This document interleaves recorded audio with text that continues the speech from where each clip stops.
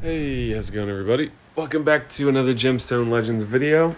Today I'm going to be doing some summoning because we have some new heroes in the altar, multiple of which look very good.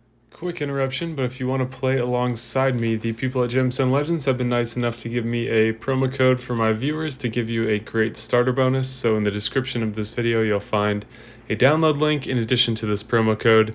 You're going to enter this code within 3 hours of downloading the game after completing the tutorial, and you'll get the starter bonus that you can see on the screen now.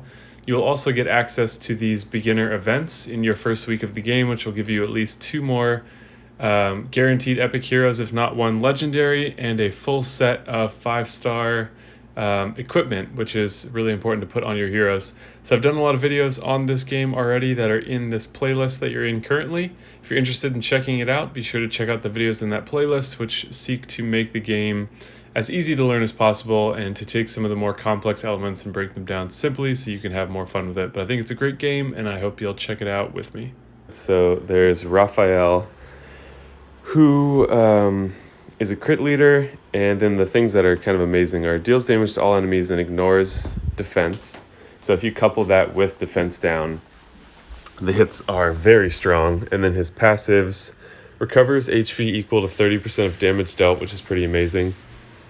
Attack is increased by 40% if HP is at 100%, or by 25% if HP is above 50%. So that kind of gives you an idea of how you might want to build this hero up and what kind of teams you want to put him in.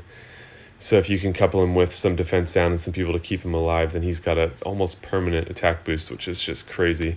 His speed is quite fast. 110 is the max base speed. Mana gain is a little bit low because this means you're going to need 6 tiles to match him, which probably means you're going to want to put him in the caster equipment or artifact set to boost that up by 4. So he'll be 21, and then you'll only need 5 tiles on his turn to charge him, or 10 tiles in between his turn. But he looks pretty awesome. I definitely want this guy. So there's a boosted chance. We also have this family. So Kusai came out as an event hero, I think, for like Valentine's Day or somewhere around there. And she's really awesome. A lot of people regard her as a legendary hero in and of herself. So she's an accuracy leader, 100% chance to inflict decreased resistance, which means it's harder for you to block ailments. It's sort of like boosting her accuracy. Those things are the same. And then she's also an accuracy leader, so she's really good with like a dot team. So she 100% chance to inflict decreased resistance on all enemies for 3 turns, 100% chance to inflict vulnerability on all enemies for 3 turns, and 100% chance to inflict poison on all enemies for 3 turns. And I think vulnerability means you are more susceptible to special skills. Gains 50 mana at the start of her turn, so half full at the start of her turn, and a 25% chance to use her special ability twice. So she's really good. Speed is not super high, and the mana gain is pretty good. I don't really understand the stats well enough to be able to... sorry, there's a fire truck going by. I don't really understand the stats well enough yet to be able to say what good base stats look like. But anyways, they fleshed out her whole family. I think she's still the best one from what I saw, but we have Elrena. Highest speed you can get, good mana gain, resistance leader, deals damage to all enemies based on defense, 100% chance to inflict decreased critical chance and decreased critical damage for 2 turns. That's pretty good on all enemies. Recovers 15 mana for every enemy killed. Not so great. Immune to silence, that's pretty good. So I've got 50 gold scrolls and 2 platinum scrolls, and we're going to see what we can do. Let's look at the rest of these real quick. So, Nahira, maybe? HP leader in the arena by 38%, that's pretty huge.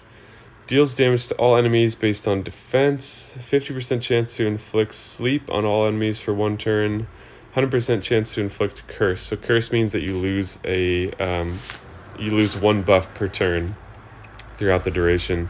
So in this game, cleansing and dispelling, as it is in Empires and Puzzles, is a lot more rare, sort of. In Empires and Puzzles, you can just have a hero that dispels all buffs, which is really good, and a hero that cleanses all ailments. In this game, that's typically not possible. Like, even one of the best healers, Guinevere, cleanses one ailment. And you can have stacking ailments too. You can have burn damage on you 10 times. So it's a little bit more dangerous. So yeah, something to keep in mind.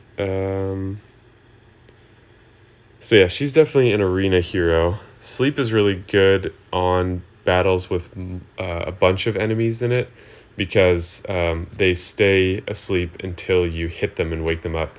And then these, I'm going to do a video on buffs and ailments, or status effects as they're called in this game, but the way that the turn duration works is when it's your turn, if you have a bunch of your heroes in a row, their ailments do not decrease in duration.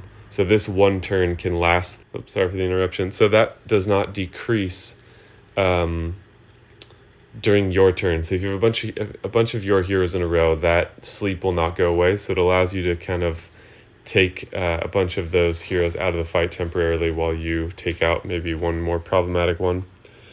All right, we have Tala. Deals damage to all enemies based on attack. Great speed, good mana gain.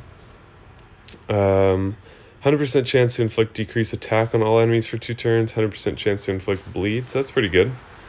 Not incredible necessarily, but decreasing attack can really help you out, because in this game they tend to target single heroes more than Empires and Puzzles, so decreasing their ability to, in their turn, really mess you up is helpful.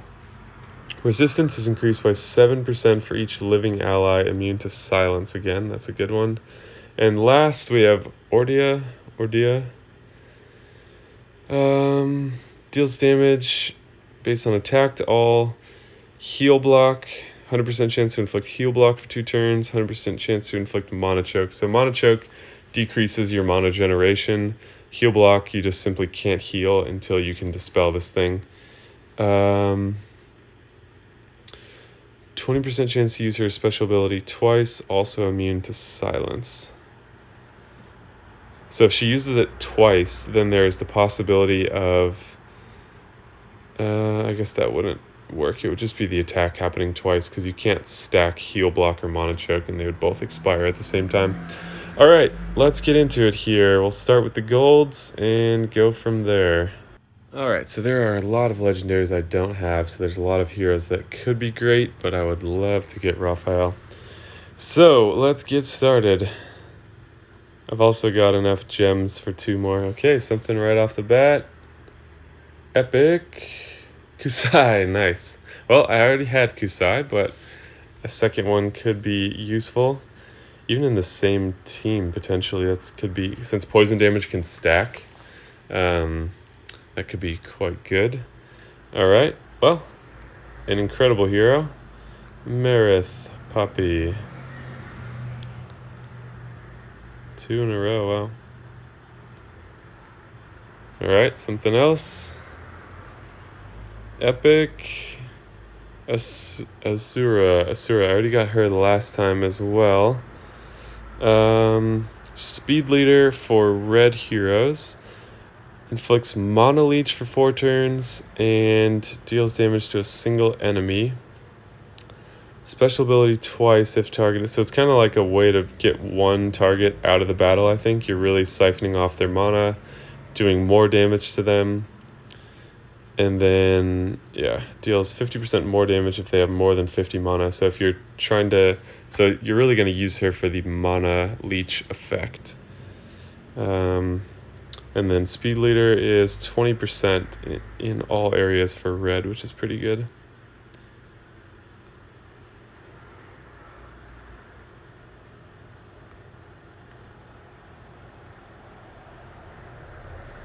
So it's kind of fun how you can just skip through these, and then it doesn't let you skip if you're getting a 4-star or a 5-star.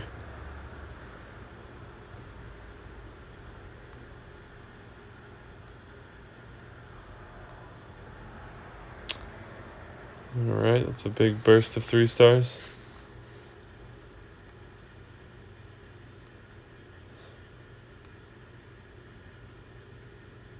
Alright, got something here. Epic. I don't know how to say his name. He's really good though. I do have him already. Deals damage to a single enemy, 210% attack, ignores 40% defense, gains increased speed for 4 turns. So there's a lot of great stuff going on there. The best part is his passive. He's also an attack leader for all allies in the arena, 25%. But this is the cool part. 30% chance to use his special ability twice if the first use deals critical damage. And critical damage is increased by 10 for every 40 speed. So if you really boost his speed and his crit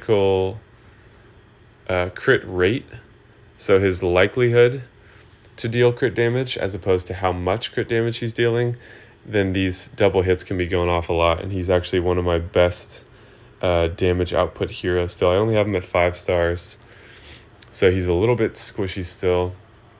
But he's really fun to use, and I use him in pretty much my one and only rating team that I use right now. All right. Come on, something good.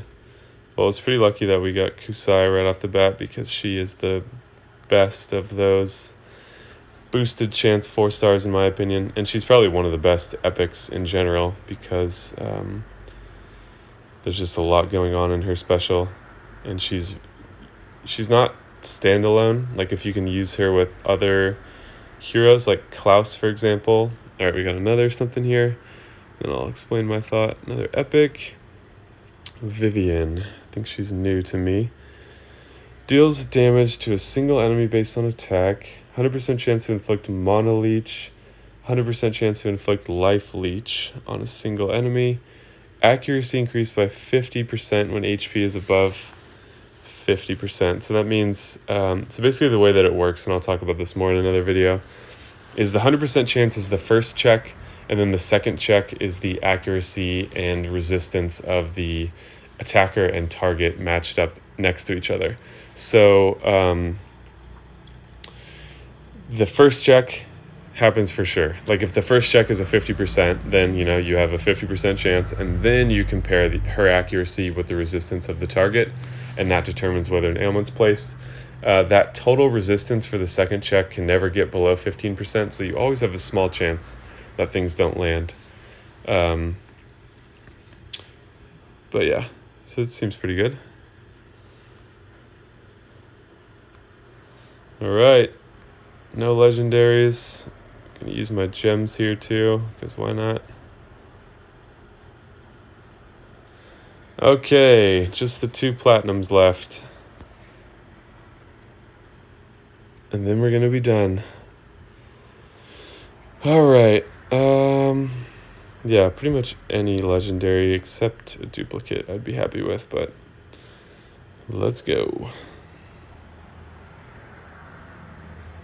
We can at least get one. Okay, epic. Hjalmar.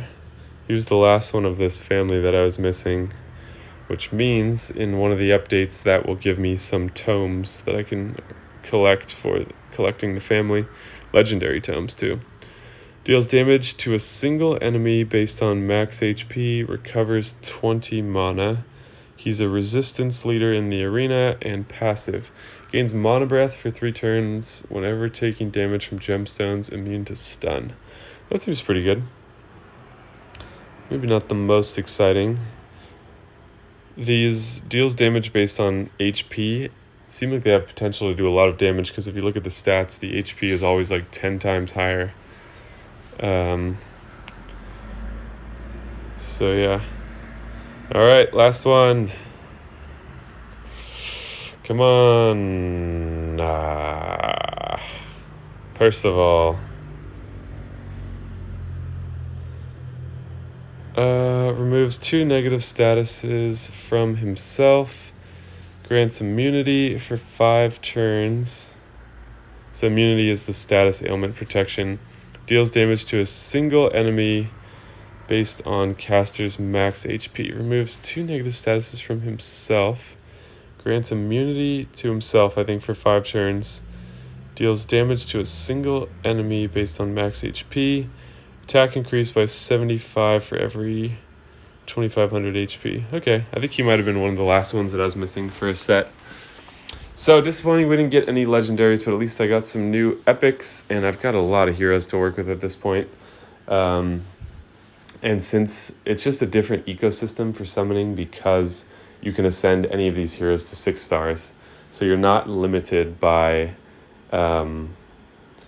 the bottlenecks in Empires and Puzzles, where if you get a 4-star, you're like, oh, this is a hero that I simply cannot use, where I would use other 5-star heroes. That's not the case in this game. So you can really develop your 4 stars a lot, and this game is built around you finding good heroes and creating synergies from those epic heroes as well. So we all want the legendaries, but they're not as necessary in this game because any hero can be ascended, and there's a lot of even rare heroes that are good to take to 6 stars, especially now that they've added tomes.